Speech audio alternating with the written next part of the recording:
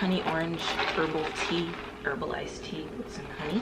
Off and it has to be cauterized. Like, I'm just thinking post-apocalyptic world, someone needs to get their arm chopped off. I'm gonna need to know how they did it way back in the Middle Ages, because we're basically gonna be living through the Middle Ages again, but God forbid the apocalypse even happen. This one's published by Picador Press, which I have applied to. Hire me. I thought the blue in this cover was really pretty too. Honestly, I know you should not judge a book by its cover, but I do it like in a positive way. Like, if the cover is pretty, I'm definitely gonna buy it. Most, if not all, I definitely got all of these books for free, actually, from my little library. So I'm gonna call it like a cute little like brainless beach read for me, something that I don't have to think critically about. It's just about random people and their lives. It's kind of like equivalent to like people watching, but in book form. Speak to me. I want to make book friends. I want to be book friends with you. And it's the indignities of coach class, the torments of low thread count, and the never-ending quest for artisanal olive oil and other first world problems. So this novelist committed suicide in 1995 at age 26, and she left behind this unpublished masterpiece. But I feel like the first line of the book is a little bit more interesting. So for this one, we'll go with the first line of the book. Greta called her Big Swiss because she was tall and from Switzerland and often dressed from top to toe in white, the color of surrender. This one apparently is an advanced reader's edition. This goes on sale April 2025, so this comes out this month. I was about to say that all of these books are all like early and late 2000s, because part one of this book is also taking place in 2009, which I find very funny. The first sentence of a novel is the most important, except for maybe the last, which can stay with you after you've shut the book, the way the echo of a closing door follows you down the hall. I like this one. I like it. Maybe that's very like corny and basic of me to like a book that talks about the first sentence of the novel in the first sentence, but I don't care. So these are the books we've already sorted, and these are the books that need to go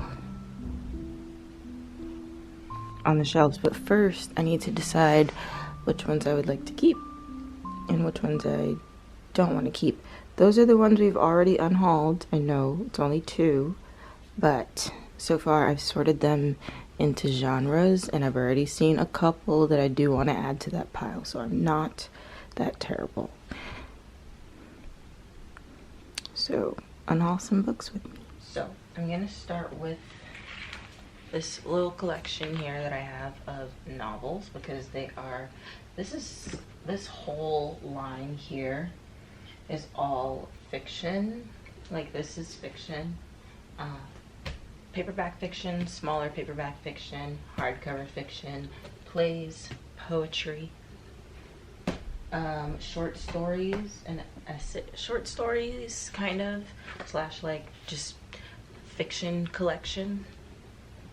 And then here we have some essays, so I guess not fiction. And then back here I have some nonfiction, some autobiographies, some memoirs, some current events and history.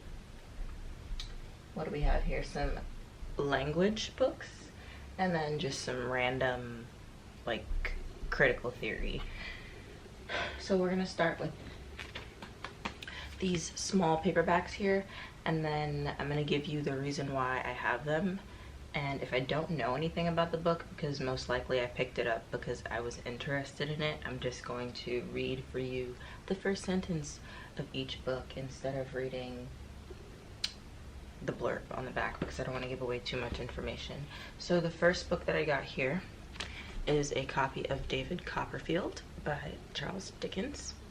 And I picked this up because I have a collection of Dickens novels over there, and I didn't really enjoy Oliver Twist very much. I do love A Christmas Carol, but I want to give Dickens more of a chance. So I picked up this copy of David Copperfield because it's pretty.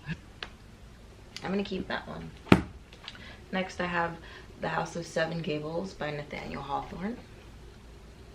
And I picked this one up because I read The Scarlet Letter by Nathaniel Hawthorne when I was in high school, and I figured I should just probably read something else by him because I enjoyed that book.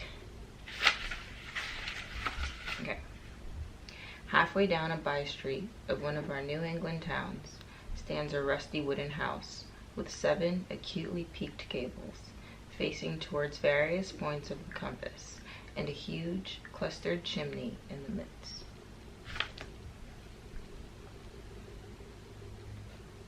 Next, I picked up a copy of the Da Vinci Code, and I only got this because I have another copy of it again that I read in high school, and mine is quite tattered, so I just wanted an updated version. So I'm going to keep this for that reason. And yes, I will unhaul my tattered version.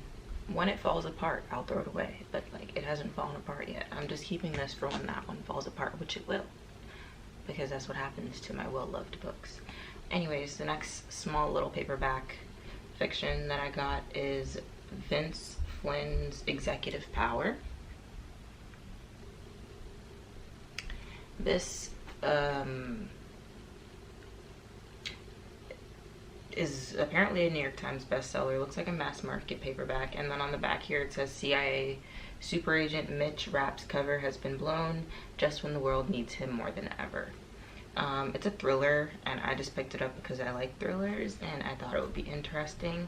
I don't know how much I'm going to enjoy this because I don't really read about politics very often, but I'm trying to get into things that I don't read very often, so that's that. Keeping all of those, of course, so slide them over here to my keep pile. Next, we'll go with the small little pile over here that we have of poetry. So I have Time as a Mother by my fave, Ocean Wong. I've already read this like twice on Audible. I only picked it up because I needed a physical copy, and again, love him. I will read anything that he writes. On Earth is Briefly Gorgeous made me cry 1,000,010 times in every good and bad way, and I love it. I'm sure I love this too.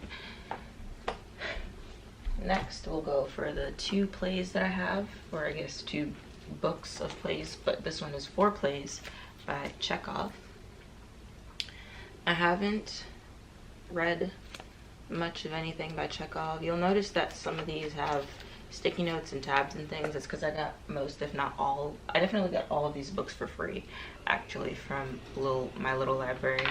I didn't take them all at once. I've been, like, as we get donations, I take 1 or 2 books at a time, and it's been over 6 months that we've been getting donations, so I just take the ones that interest me, leave ones that don't, and that's that.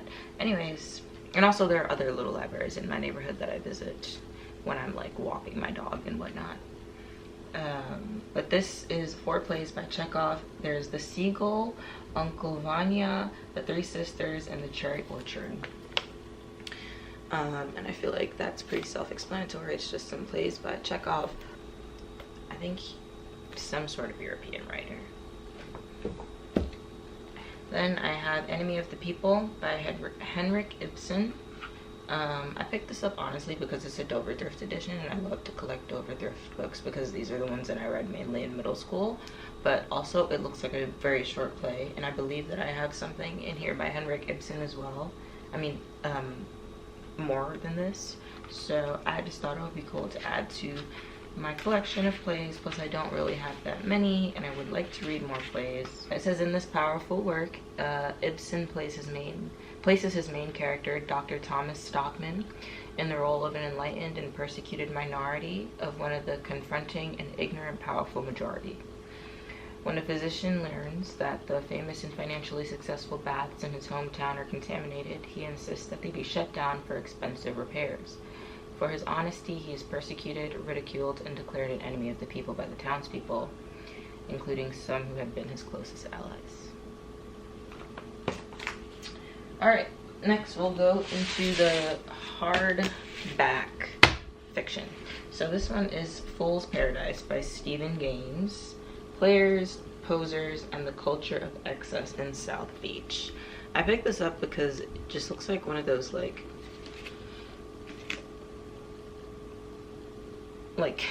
mindless, like reality TV type reads that I would pick up in the summer when I don't really feel like thinking. Whoa, there's pictures in here of people and their family. I did not know that that was what this was. It's giving a lot more than I thought it would, and I'm honestly truly not interested. So here we go, an unhaul. All right, Kaylin Barron, You're Not Supposed to Die Tonight. This one is another thriller. It looks like it could be like teen lit. I have absolutely no idea. I just like the cover. Like, it's so cartoony. It says at Camp Mirror Lake, terror is the name of the game, but can you survive the night? It's a spine-tingling camp slasher with a cast of characters you cannot help but root for. That sounds really fun. I would love to read this in late summer. Fruit of the Dead, a novel by Rachel Lyon, author of Self-Portrait with Boy. I thought the cover of this was really pretty. Again, part of the reason why I picked it up. It's funny, this also takes place on a camp. This is so funny. It says camp counselor Corey Ansel, 18 and aimless, afraid to face her high-strung single mother in New York, is no longer sure where home is when the father of one of her campers offers an alternative. I'm not going to read any further than that, but I will say what the little quote at the top here. It says it's a hypnotic contemporary reimagining of the Persephone and Demeter myth, set over the course of one summer on a lush private island, about addiction, sex, family, and independence, and who holds the power in a modern underworld. Okay, so there's some myth happening in there. We have Big Swiss, a novel by Jen Began. I thought this cover was really interesting. Again, like, look at those boobies. It says Big Swiss is a dark party, a hilarious romp through new age pop psychology, romantic obsession, sapphic acrobatics, dogs, and the desire to end it all. Began's voice is an engine all on its own, and I delighted in this cynical, sexy, hopeless, hopeful Hudson Valley Jubilee, says Melissa Broder, author of Milk Fed. I just realized that I didn't read the first lines to you of the last two books, but that's just because I read so much from the summaries and the quotes that were given, but because I didn't really get so much about this one, and I don't want to. Well, I guess I could also read the first line of the summaries too. That's not really giving away too much, but I feel like the first line of the book is a little bit more interesting. So for this one, we'll go with the first line of the book. Greta called her Big Swiss because she was tall and from Switzerland, and often dressed from top to toe in white, the color of surrender.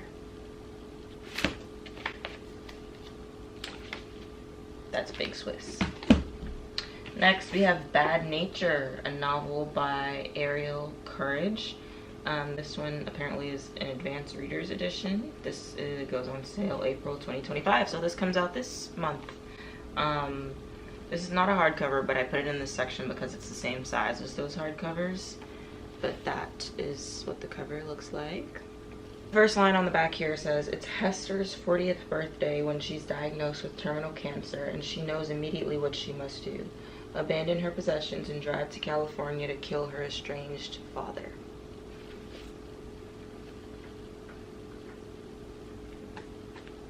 I like that one. Alright.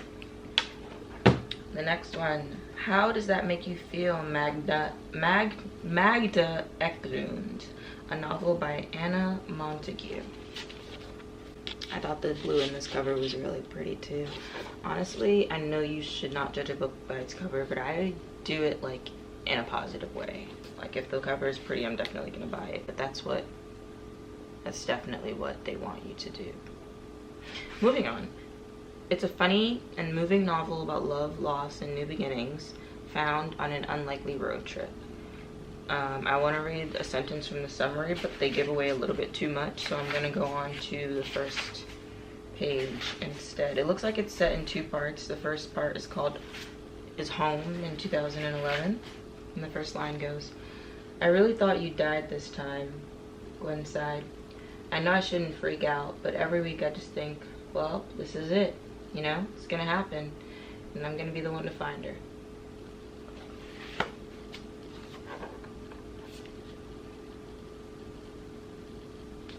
This one sounds like it's gonna be a lot like this one.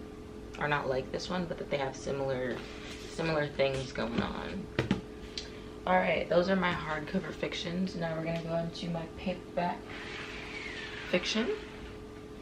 Next we have Factotum, a novel by Charles Bukowski. I honestly only picked this up again because the cover was very captivating, and I feel like I've seen this Bukowski name a lot and I don't ever give him a chance. So it says, one of Charles Bukowski's best, this beer-soaked, deliciously degenerate novel follows the wanderings of aspiring writer Henry Chinaski across World War II era America. Apparently they're deterred from military service, and I'm not going to say anymore, but they travel, and they go on some sort of journey.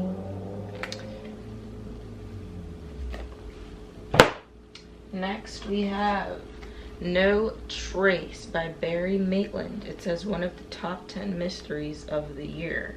I'm not sure what year this came out, but whatever year it did come out, it was one of the top 10 mysteries. Let's see what year it came out. 2004. This was one of the top 10 mysteries of 2004. In a London neighborhood known for its artist and bohemian style, the daughter of a notorious contemporary artist, Gabriel Rudd, disappears from her home without warning or sign of intrusion. This is another thriller, or mystery rather, and oh, there's a map. There's a map in the first page, but the first line goes, "A child's cry jolted Brock from sleep." I will not read anymore. That was a short first line. Next we have The Serialist, a novel by David Gordon.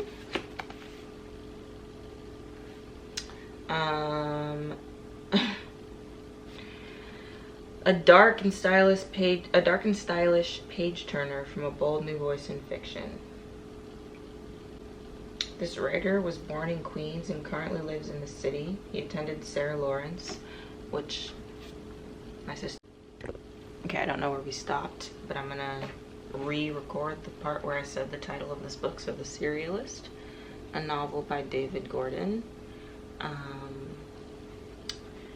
And I'm gonna go for the first line. I was just about to say that all of these books are all like early and late 2000s, because part 1 of this book is also taking place in 2009, which I find very funny. But anyways, wow.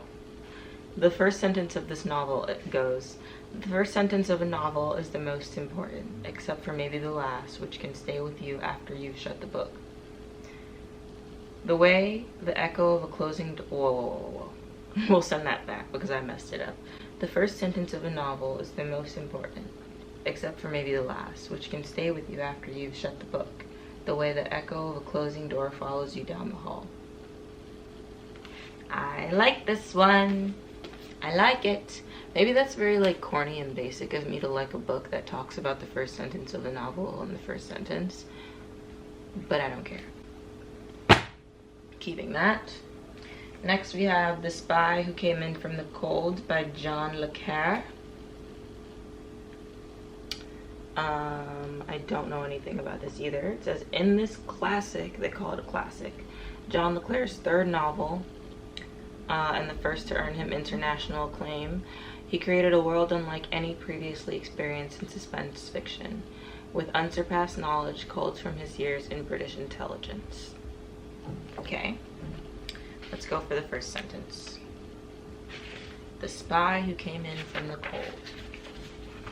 The American handed Lemus another cup of coffee and said, "Why don't you go back to sleep? We can ring you if he shows up." It's it's the best spy story that Graham Greene has ever read. I don't know if I should take Graham Greene's word for it, but it's very short, and I feel like this is a cute little fun short novel that I can read like on the train. It's less than 200 pages, so I'm gonna keep it. Seems like it would be a thriller too. If you didn't know, I like thrillers. Now we have a novel by David Levitt. It's called Martin Bauman, or A Sure Thing. Interesting title.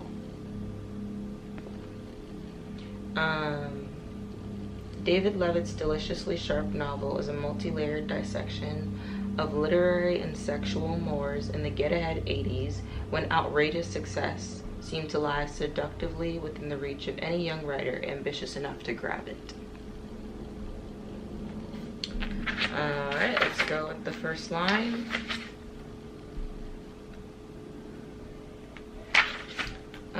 It looks like this is a collection of short stories.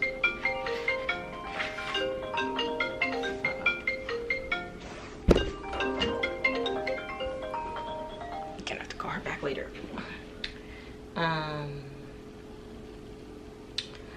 I thought I was interested in this, but honestly the way that the page is set up, like I can't really read it very well. It's kind of uncomfortable for my eyes, so I'm sure this might be a really great book, David Levitt, but I'm sorry, I'm going to have to unhaul this one. Oops. Okay, next we have The Butcher's Blessing by Ruth Gilligan. I don't know if it's Gilligan or Gilligan, I'm sorry. Every year, Una prepares for her father to leave her. He will wave goodbye early one morning and then disappear with 7 other men to traverse the Irish countryside. Seamless literary thriller. Alright, I don't like that the paper is white. It's like a stark white. That is making me very, very uncomfortable. But the first page in the prologue says, even now, 22 years since he took the photograph, he still cannot quite believe the lack of blood. Okay. Yeah, we'll see. We'll see about this one.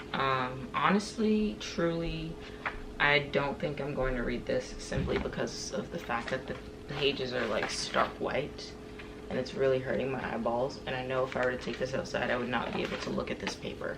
So I'm gonna unfortunately have to unhaul this one just for like a stylistic choice, but it does seem very, very interesting.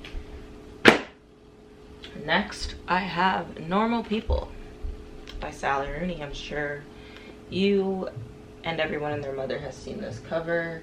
I believe the only other book that I have up here by Sally Rooney is, I don't know what that says because I can't see that far, but I have another book up there by Sally Rooney. I have not read it, but this one sounds a little bit more up my alley, so I want to read this one first. And I feel like there's no need for me to read the blurb on this because I feel like everybody on YouTube has read it, but in case you have not, I will go ahead and read the first line. And again, this one starts in 2011. Marianne answers the door when Connell rings the bell. She's still wearing her school uniform, but she's taken off the sweater, so it's just the blouse and skirt. She has no shoes on, only tights.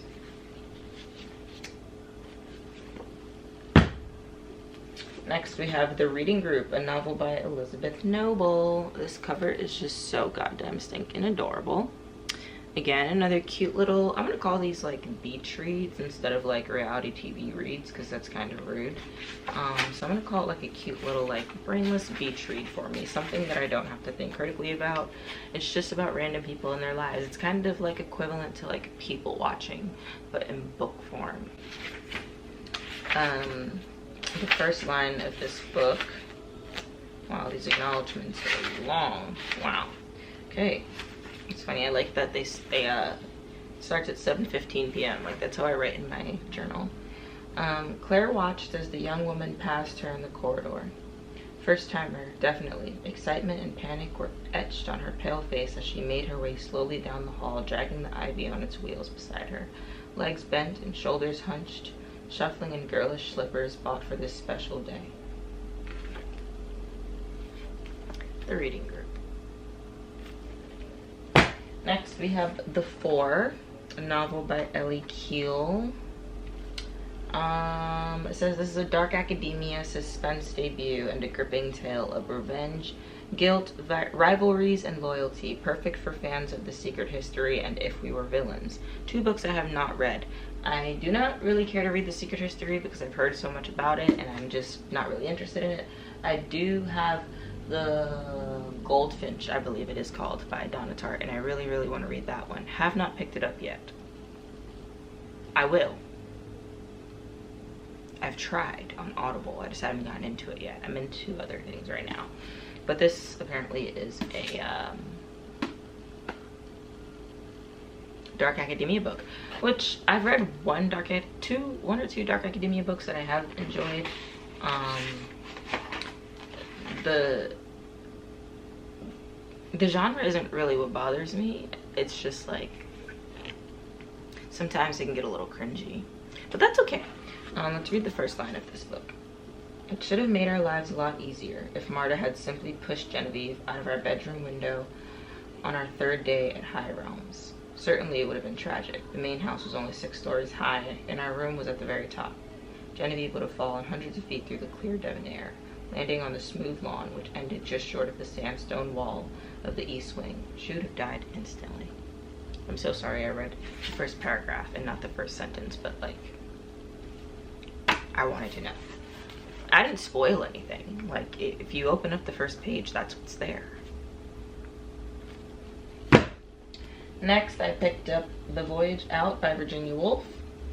I picked this up simply because it was by Virginia Woolf, and although I did not enjoy her essays from A Room of One, or the essay from A Room of One's Own, well, I did not enjoy it. I just thought it was, you know, as feminism does for white women. But I would still like to give her a chance as a writer. So I don't know what this one is about, but I will read the first line of the first chapter. As the streets that led from the Strand to the Embankment are very narrow, it is better not to walk down them arm in arm. So, solitude. This is what I'm getting from the first sentence. She still enjoys her solitude. That's for shit sure. And so do I. So maybe that's what it is that I keep resonating with Virginia on, what keeps drawing me back to her. All right, next we have The Last Words from Montmartre by Q Malkin. I don't know how to say that name. I'm so sorry. This is apparently urgent, ecstatic, unbridled, and breathtakingly intimate.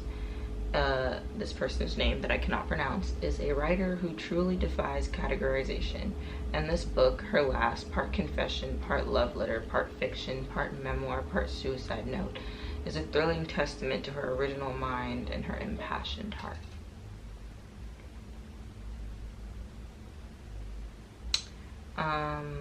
So this novelist committed suicide in 1995 at age 26, and she left behind this unpublished masterpiece, unfolding through a series of letters written by an unnamed narrator. So I would honestly be so upset if my suicide letter was published.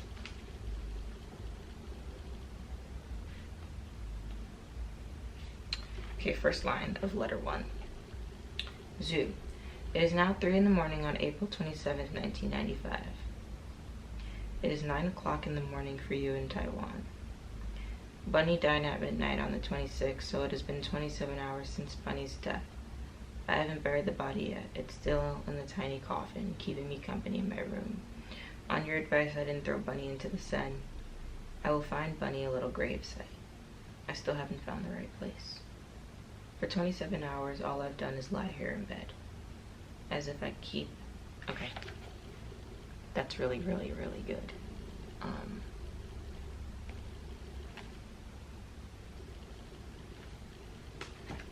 That there. Gary, Indiana. Horse Crazy, a novel. introduction by Toby Haslett. I think the cover of this one's really pretty. The back is orange. It is the first novel from the brilliant protein, it's like protein but not with an I, with an A, novelist and critic Gary Indiana. Horse Crazy tells the story of a 35-year-old writer for a New York arts and culture magazine whose life melts into a fever dream when he falls in love with the handsome, charming, possibly heroin addicted, and almost certainly insane Gregory Burgess. So, first line. Yesterday, I took a miniature trip with M, back and forth on the Staten Island ferry. The sky was clear and bright. The day was warm enough for us to stand on the dock without a sweater. So, this sounds like it'll be fun to read in the summer or the spring coming up. Fun little New York novel, a little romp through New York, which I love because, you know, I live here. Kathy Acker, Blood and Guts in High School, a novel.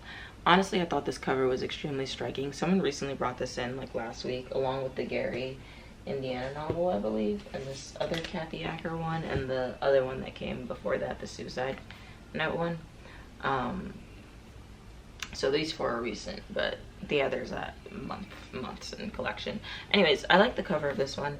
On the back it says, a masterpiece of surrealist fiction, Blood and Guts in High School is the book that established Kathy Acker as the preeminent voice of the post-punk feminism upon its initial publication in 1984.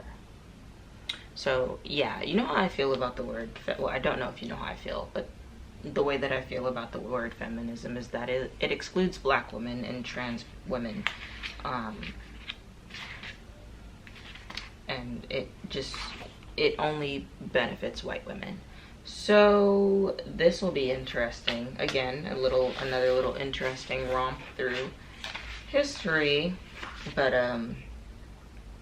the first line says, inside high school, parents stink. Never having known a mother, her mother had died when Janie was a year old. Janie depended on her father for everything and regarded her father as boyfriend, brother, sister, money, amusement, and father.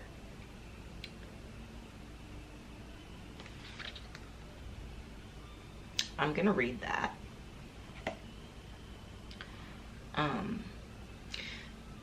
I want to say what's running through my mind right now, but I don't want to say it because, like, I don't want to offend anyone. But, like, if you know what I'm thinking, then you know what I'm thinking.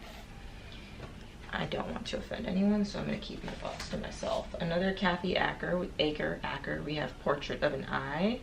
It says this is 3 novels with an introduction by Kate Zambrino. So it looks like we have, if there's 3 novels in here and 1 there, it looks like I now have 4 novels by this Kathy person. It says for Kathy, her breakthrough was her first serial novel, The Childlike Life of the Black Tarantula. She lifts lines from old biographies and murderesses. She adopts their picturesque style and switches out I for she, and suddenly she's off and she can say anything, says Chris Kraus from the Paris Review. And The Childlike Life of the Black Tarantula, Kathy Acker's debut and first novel in the 3 of this collection.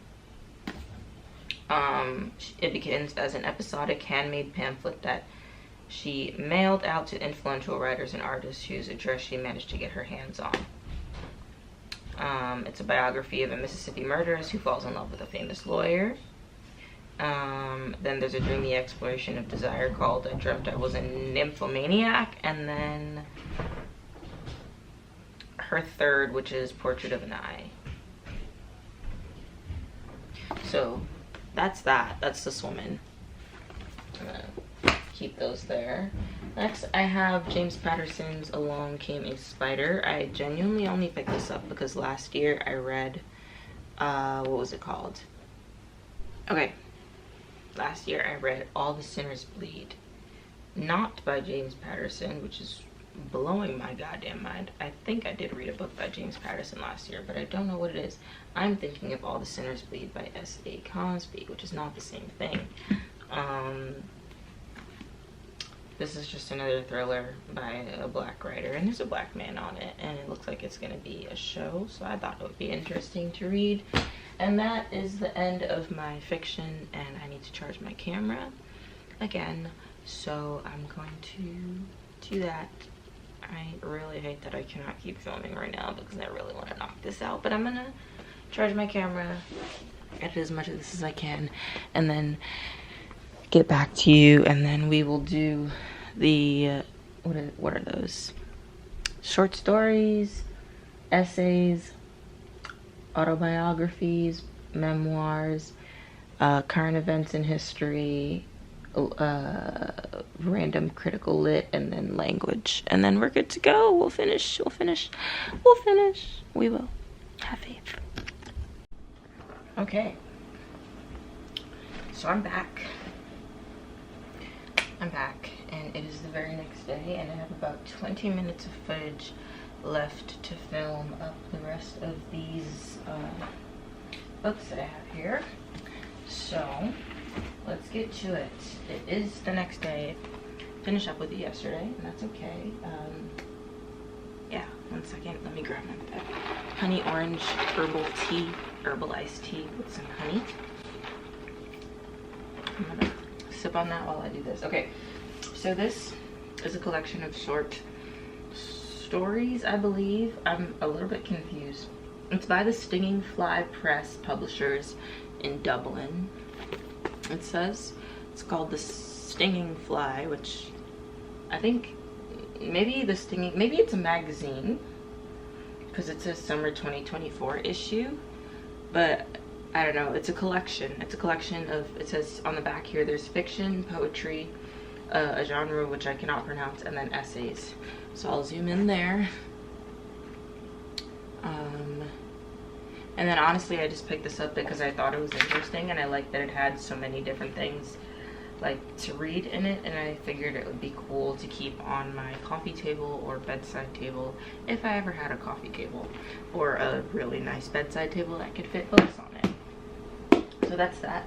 Then I have Selected Writings, Volume 1, Plays by Frederick Dürrenmatt. Don't know who this is, but on the inside here it says the Swiss writer Frederick Dürrenmatt, born in 1921, died in 1990, was one of the most important literary figures of the second half of the 20th century. During the years of the Cold War, arguably only Beckett, Camus, Sartre, and Brecht rivaled him as a presence in European literature. I like Camus and Sartre. I feel like I'm saying that name wrong. I have a few plays by Beckett, so I'm interested to read this and see how they compare to all of those other writers since they were his contemporaries. Next, I have Snowy Day and Other Stories by Lee Chang Dong. That's that cover. It says, much like Lee Chang-dong's internationally renowned films Burning, Secret Sunshine, and Poetry, which I've seen none of, these brilliant, unsettling tales, originally published in Korea in the 1980s and now translated into English for the first time, investigate themes of injustice, betrayal, and terror on both an intimate and national scale. Chang-dong writes deeply and hauntingly about barriers between family and the powerful, vulnerable conformists and rebels. This just seems up my alley, so that's why I have that. So those are the collections of stories, or like just collected books that I have here. Next, we're gonna go into my small collection of essays. So this one is called Don't Get Comfortable by David Rakoff. And it's the indignities of coach class, the torments of low thread count, and the never-ending quest for artisanal olive oil and other first world problems. I think this is going to be an interesting essay on culture. It says, David Rakoff takes us on a bitingly funny grand tour of our culture and excess. I just think this is going to be an interesting little piece on society, so I picked this up. Next we have C.S. Lewis's Mere Christianity. I wouldn't consider myself a quote-unquote religious person, but I do like to study religions and I like to know things about things.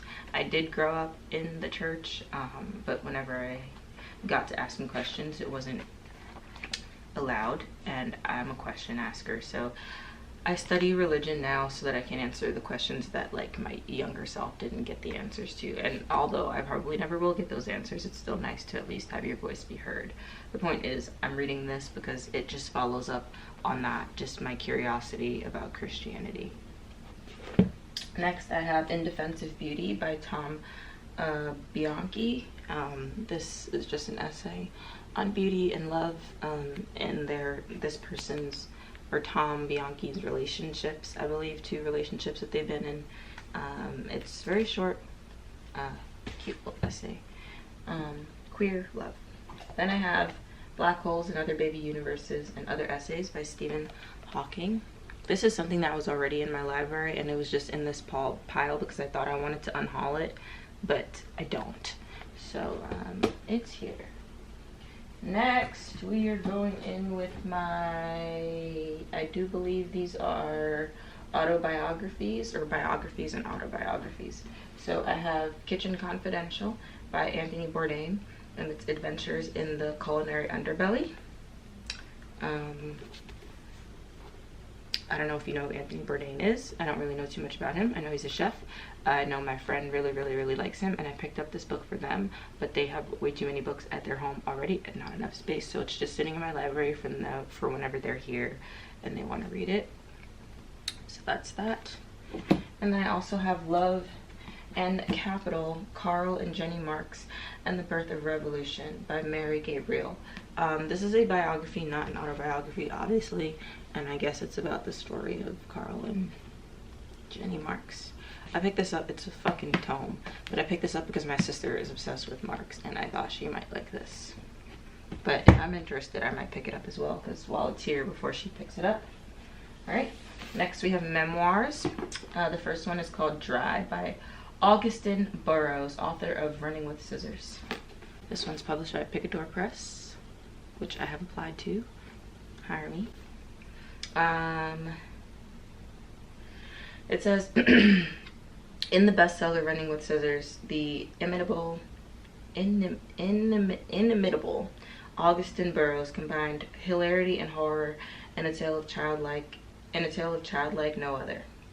With Dry, which this, Burroughs chronicles his misadventures in advertising and his terrifying struggle with alcoholism, confirming his darkly comic literary talent with Laughter and The Road to Sobriety.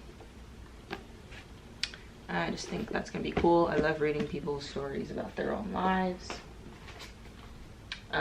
We have Memorial Drive by Natasha Trethewey. I honestly truly picked this up because there's a black woman on the cover, and I honestly don't need to know anymore. I want to know the stories of black women's lives. Those are the memoirs. We're getting through nice and quick.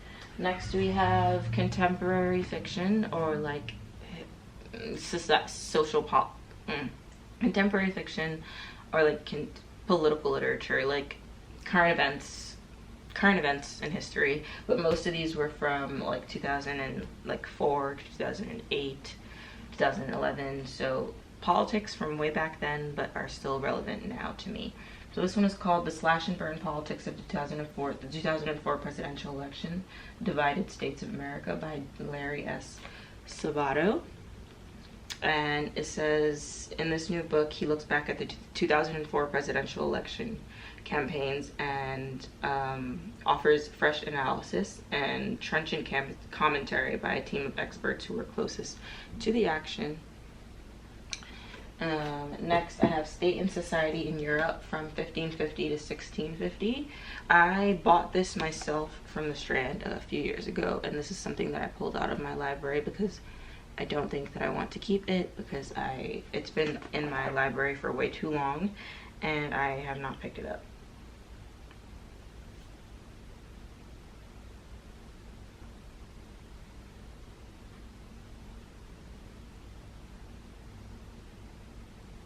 Wow, I just opened it up to an interesting page. It goes, even the highest men, okay, actually let's go a sentence before that. Slaves were many, among them broken men who voluntarily surrendered themselves to a patron and might receive offices of trust from him. This resembled the commendatio of the Western Dark Ages, and Russia's Dark Ages were not yet left behind. Even the highest men at court were called, and called themselves, the monarch's slaves. It is interesting to find a man of Herbstein's day asking himself the question whether such a people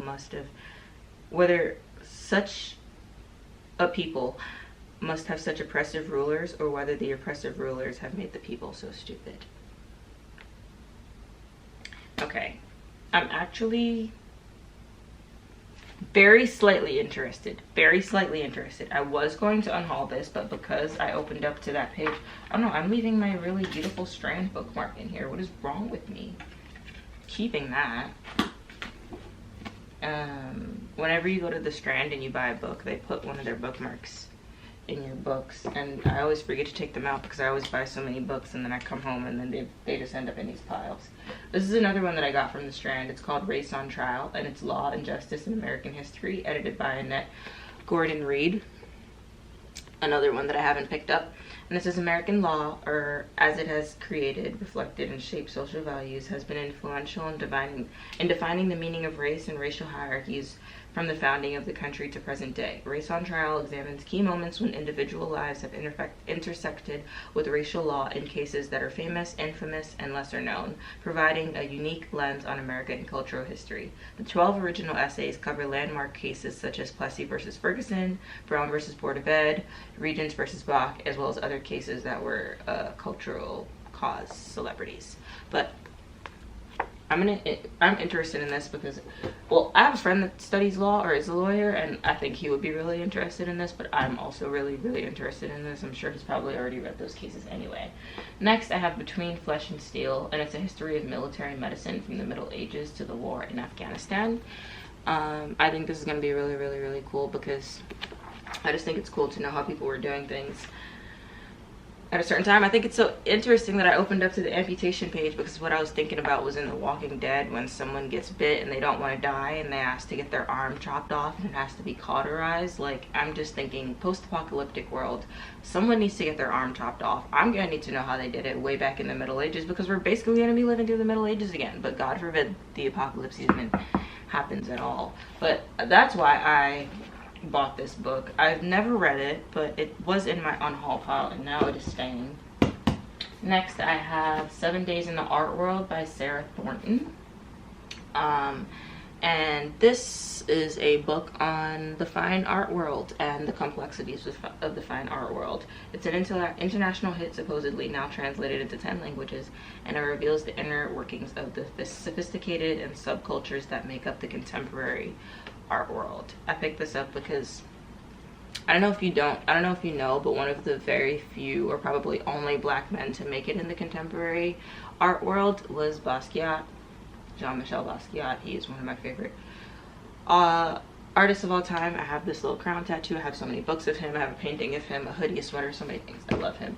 I have his favorite books, and I just want to know what goes on in this world and why. I mean, I know why black people are rejected, but like, I want to know more.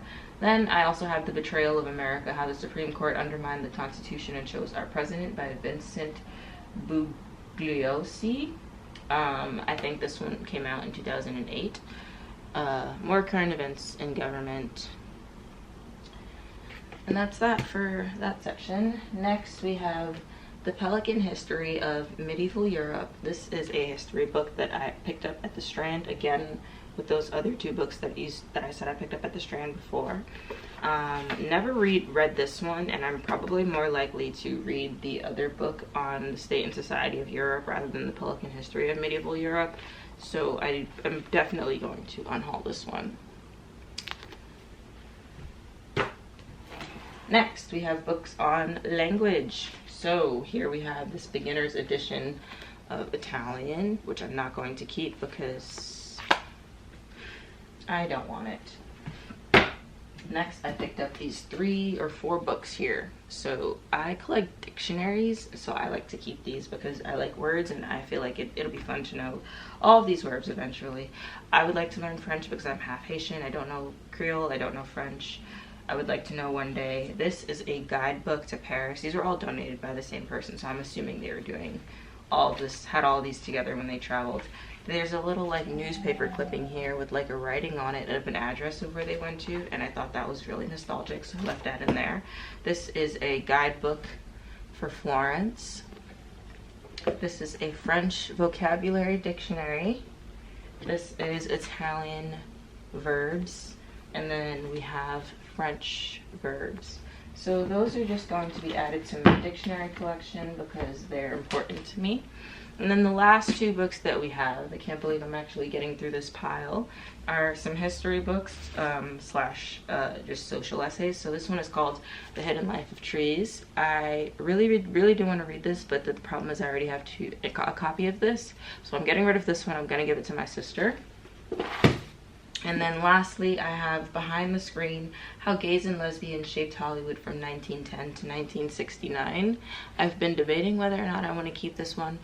The reason I don't want to is because it just doesn't really include too many black gays and lesbians, but I picked this up back when I worked or volunteered at a thrift store, and all of the books were like 25 cents to like free because there were so many and they were basically giving them away.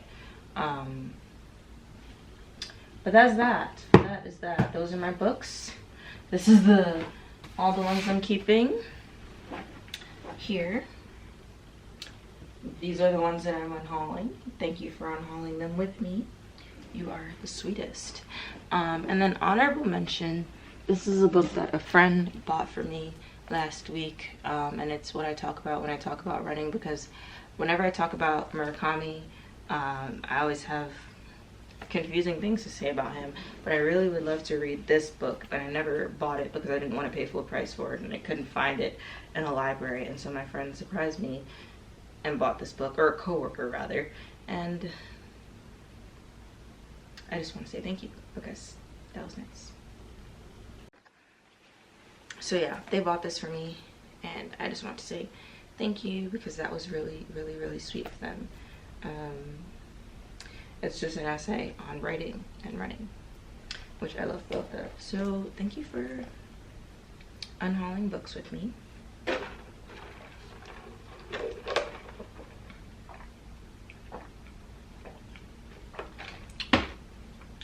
I hope you have a great day. I'm going to get this video up and then continue reading Tar Baby. If you care, I'm reading Tar Baby by Toni Morrison. Yes, I am still reading The Sympathizer, but I'm a little bit bored, and somebody else came in to my job and told me they were reading this the other day, and it made me want to pick it up, so I picked it up. So I'm reading Tar Baby. Feel free to drop whatever book you were reading in the comments, or if you just got a new book and you want to tell me what it is, or if you want just unhauled a couple books, or if you unhauled something that I unhauled, or if you kept something that I kept, let me know in the comments. Just speak to me. I want to make book friends. I want to be book friends with you. Okay, I'm chatting. Have the greatest day. I love you. Thank you for being alive, and yeah, bye.